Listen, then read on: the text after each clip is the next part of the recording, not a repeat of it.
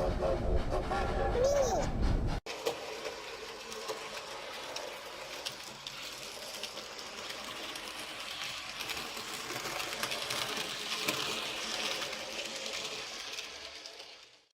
N-gauge fleet is growing as I got my hands on a Graham Farish Royal Scot class locomotive. In this video I intend to look at the good, the bad, and the utterly infuriating. First thing to become clear is that Bachmann have captured the overall look of the prototypes excellently. The model itself is tender driven. The lining on the boiler is a double banding, which would not have been necessary when you think about how small the loco actually is. It's good to see that Bachmann went for the extra mile.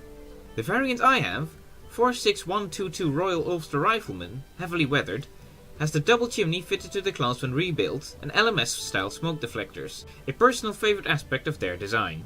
Small printed warning stickers have been fitted to the deflectors, boiler and firebox, along with a yellow stripe across the cab sides. In real life, this was to indicate the locomotive was banned from running underneath underhead wires, or in practical terms, banned from running south of crew. The coal in the tender is very glossy and shiny. Not an optimal feature, but we've come to expect that from Bachmann. The separately fitted detail is stunning, with handrails on both tender and engine, save for the cab, pipework stretching along the length of the boiler, and the deflectors themselves. I've already taken out the front standard knuckle coupling and fitted chain link couplings and a vacuum hose instead. Both of these are provided in the detail bag. I advise anyone who plans on getting this model to do the same, since the front coupling is very long and does not look great on the locomotive, making this my only model so far which cannot pull trains tender first. Interestingly, the cab has been left without painting. This is on one hand understandable, since the size of the model and the rather concealed nature of the cab would make that unnecessary. However, my J39 does have some painted cab detail, in the form of painted pipework and gauges, an interesting feature indeed. The whistle has been finely fitted, and appears and feels like it's made out of metal. N-gauge is really turning out to be quality over quantity, and I'm all the more happy for it.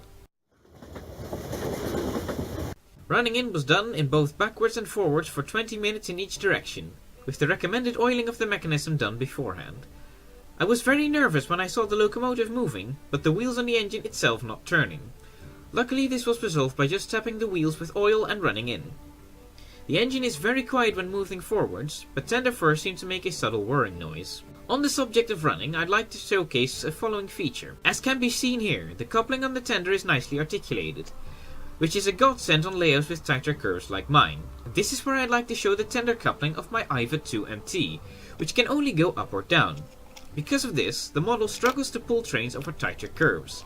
The reason for this is the ladder on the back of the tender, which to avoid being snapped off while running prohibited the manufacturers to make the coupling fully articulated. I therefore advise anyone who would like to get into N-gauge to take a look whether something could prohibit the couplings from turning correctly. Value for money is quite a personal subject, but on this model it's a special case. I got my Royal Scot for £99 from Rails of Sheffield, and as of writing this script, they have brought the price down even further to £89. £89 is not only a bargain for such a big locomotive, but it also is much cheaper than you can get an IVA 2MT for, which go for £99 for the unweathered version and £112 for the weathered version. Pair that with the fact that the IVAs like to derail on points due to their light pony truck, the Royal Scot is a far better deal. You, for £30 cheaper, get a big small engine with reliable performance and a stunning look. I personally give this engine 8 out of 10, which would be even higher if the locomotive had a painted cab and was loco driven. Thank you for watching my first ever review, and I hope you'll enjoy this model just as much as I do, should you get one.